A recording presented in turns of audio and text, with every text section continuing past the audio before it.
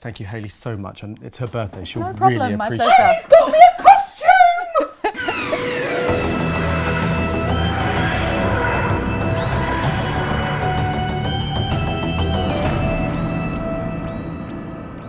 Hello and welcome to the Aftershow. Pleased to make your acquaintance. Okay, I should probably lose the voice now. What voice? If you've not yet seen this week's episode, then you're on thin ice because there will be spoilers in this chat and we wouldn't want you to slip now, would we? So go and watch episode 3, then come back here. Joining us this week is an Australian screenwriter who made a debut writing for Doctor Who with 2015's Face the Raven. She's returned for Series 10 with this week's thrilling episode. It's Sarah Dollard. Hello. And joining her is a costume designer who's created hundreds of looks for film and TV shows from across time and now space with Doctor Who Series 10. It's Hayley Nebauer.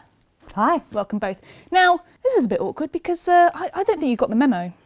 I mean... Yeah. I'm pretty jealous, actually. Disappointing. I want a feather. Yes. Well, speaking of costumes, I mean, this episode is a huge episode for costumes. What was it like creating, putting together costumes for hundreds of extras? I presume it was hundreds. It looked like hundreds. Yeah, so about 120, I think, in total. Wow. It was so much fun. I mean, we had the urchins, we had the rich people, we had the couples Acrobats. skating on the ice, all of the circus performers, acrobats, sword swallowers, the Doctor and Bill and all their sort of different adventures they go on during the episode. It was so much fun. There was everything in there to do. How challenging is it creating costumes from a period like, you know, the 1800s, the Regency era? Do you have to do a lot of research to get things accurate? Because I found when putting together this costume, I thought, well, did they even have dye, you know, to colour ties and things? I mean, there's a huge amount of material out there to draw research from, and there was such a range covered in the episode as well. Quite often with Regency, you might do a lot of the upper class or the lower classes in something. We got to do everything in the background and the people, and there was some areas that required a lot more research, like the watermen who were holding the Frost Fair on the Thames, making sure we got them right. So we got in touch with the London Waterman Society. I'm trying to remember the name, and you know, we recreated exact badges which were engraved for the sleeves. Wow. and made copies of all of those, and trying to get little details here and there that are right, that kind of set the backdrop and the image right, and then take a little bit of license with other things like Bill's costume, which isn't so historically accurate, but she chose and put that look together herself from the TARDIS wardrobe. So well, there we go. She's not a historian, it's more about having fun with it and what would Bill choose to wear. Sarah, this episode, I read in DWM that you pitched the idea to Stephen. So had you been sitting on this idea for a while then? I've always loved stories about the Frost Fair. One of my best friends wrote a book partly set there, I think like 2005-ish, and she talked a lot about it at the time. So I've kind of been obsessed with stories and details of that time, like all the gross stuff that they put in pies and and the elephant. I mean, that really happened. So.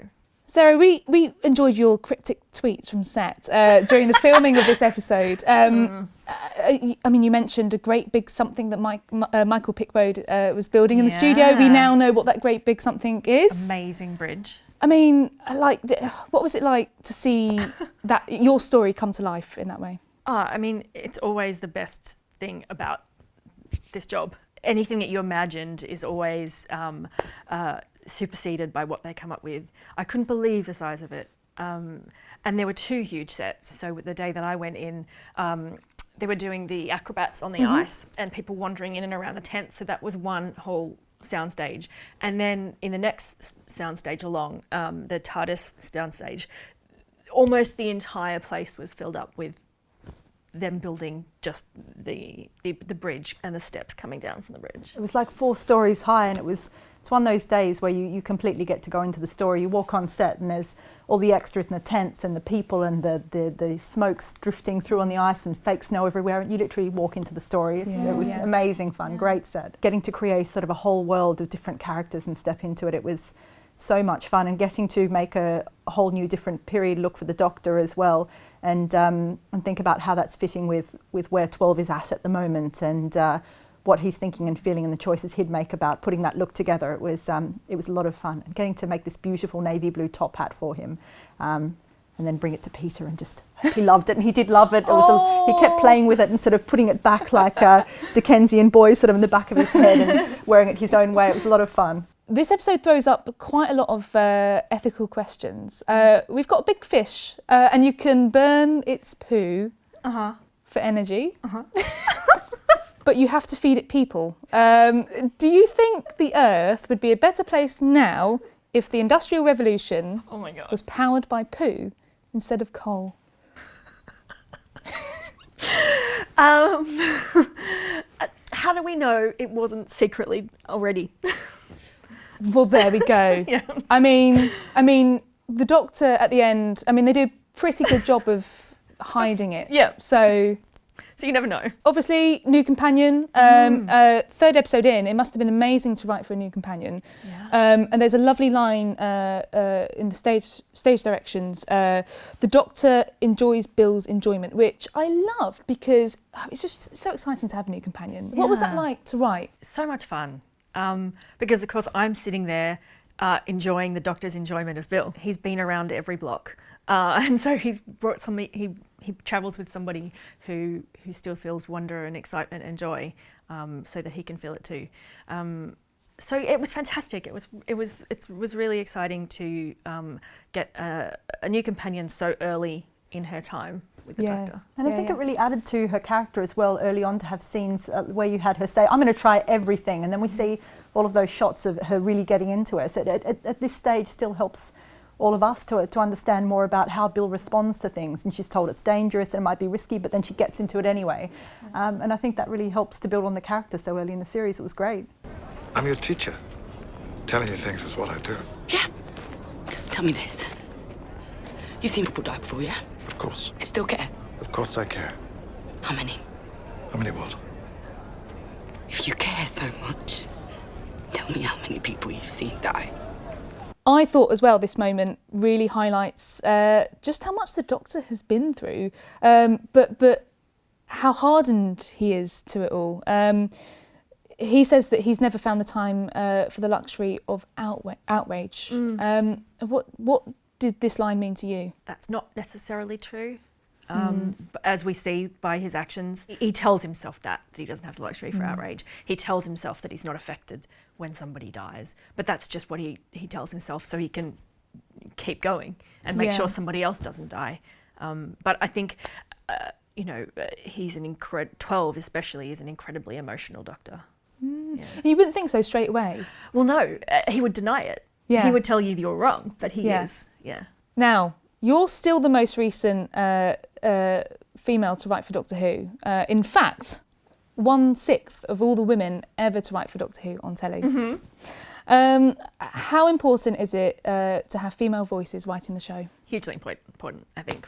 And I think it's important to have female voices in every department on the show. Yeah. I thought you were going to talk about Rona Munro for a second there, and I was getting really excited. I mean, we can if you like. I mean, Rona's coming back. Yeah. Rona's coming back to Doctor Who, which is awesome. Yeah. And you're quite excited. I mean, you're more than quite excited. Yes. As seen on Twitter, you are very excited. Yes. Ever since I saw when you come into the Doctor Who script office and there's sort of a plan on the board about the first draft, second draft, dates sorted all out.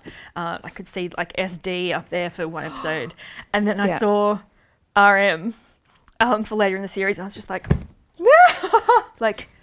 stopped where I was and thought through all the Doctor Who writers that I knew that could possibly be, and I was just.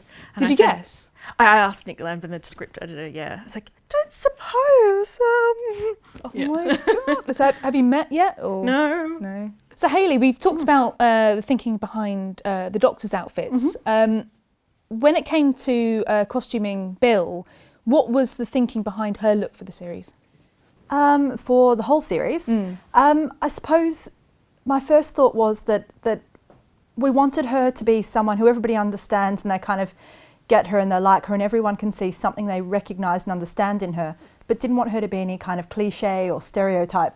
So I kind of started with music, which is where I start trying to figure out a lot of people, what kind of music do they listen to, and it helps you to start to understand maybe how they express themselves and what other things they're interested in. And early on started talking to Pearl about, well, I think maybe she listens to a cool bit of sort of 70s and 80s music, and that led into sort of thinking the Prince t-shirt would fit with that throughout the series. She's got lots of little 70s related things in there. There's lots of sort of striped, ribbed vests and sort of striped and ribbed edges on t-shirts and little 70s details here and there.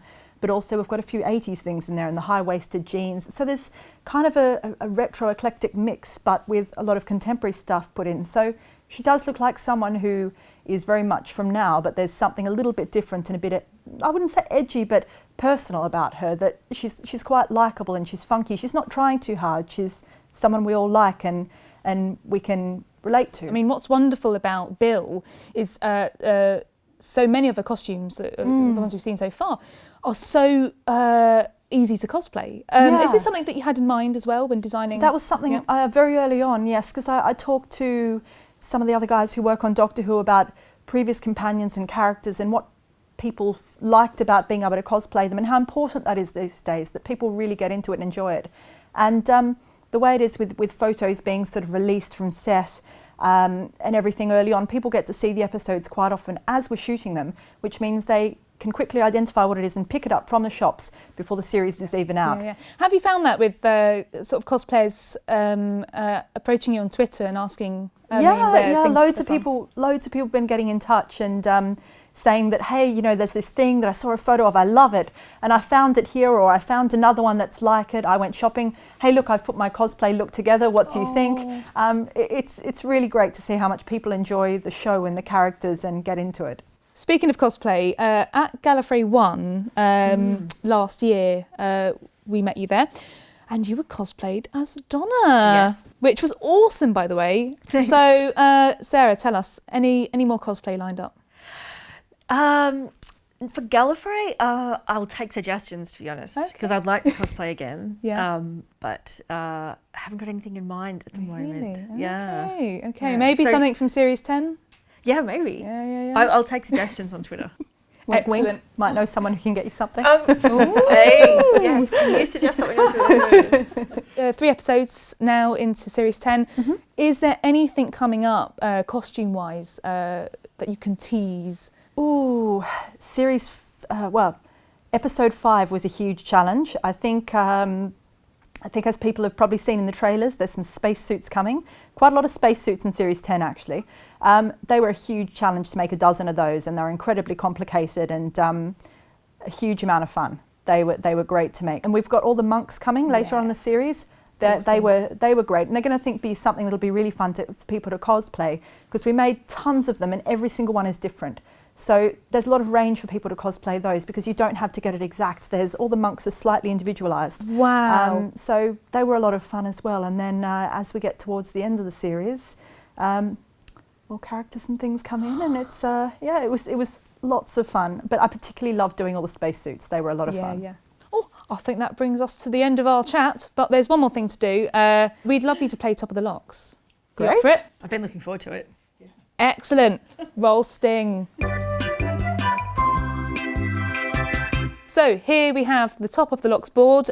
We are on week 3. The intensity of the hair ranges, I guess, from Y to I, as Pearl said in our first episode. So it's all very complex, you know. When you're ready... Well, there's a few different looks, isn't there? There are, yeah. Well, Bill's got... Her hair's quite under control to begin with, isn't it? Behind the feather. Yeah, That's sort of taking and centre she's stage. kind of got a mix of a contemporary style mixed with something from the period a little bit. I really like the style. And then somehow manages to keep her hair perfect when she takes her diving helmet on and off, which I think is hardcore and should get some intensity points. Yeah, true. It takes skill. Yeah, I think for me, I feel like Bill's going to go right up there because her hair's got an amazing style. Here. Yeah. Oh, look, we haven't even started Ooh. talking about Nuttall. Nuttall's in Ooh. one scene. And his hair doesn't really feature. We'll just try and do a little bit better than episode 2, I think. It's important. And the Doctor, well, his hair is great, but it's knowing where his hair is going on like a magical styling arc throughout the series. I think we should leave some room to show where it's going. I love Peter's hair, but You know, if it's going to get even better, you've got to It's got potential. Yeah. Yeah. Thank you so much. Well, I look forward to seeing Peter's hair getting more intense. I mean, as if it could get any more intense. Oh, it does. It does. Oh, It's amazing. Can't wait.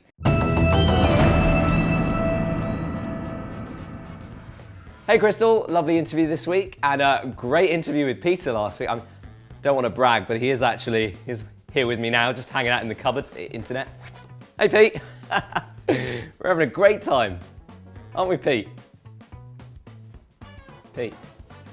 All right, let's get stuck into some of the lovely stuff that you guys created for last week's episode, Smile.